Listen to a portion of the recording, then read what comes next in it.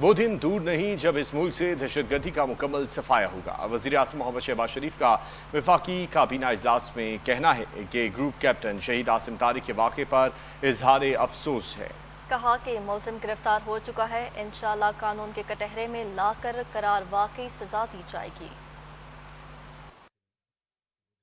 جب اس ملک کے اندر دہشت گردی کا مکمل طور پر صفایا ہوگا، پاکستان ایئر فورس کے فرض شناس افسر نے جا کے ان کو بیچ بچاؤ کرنے کی کوشش کی، لیکن اس شخص نے اس کو انتہائی پتھر دری سے اس کو گولی ماری اور انہوں نے جام شہادت نوش کیا۔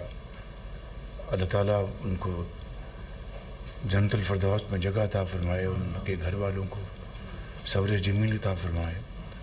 ملزم جو ہے وہ گرفتار ہو چکا ہے اور انشاءاللہ اس کو قانون کے کٹہرے میں کھڑا کر کے قرار واقعی سزا ملے گی۔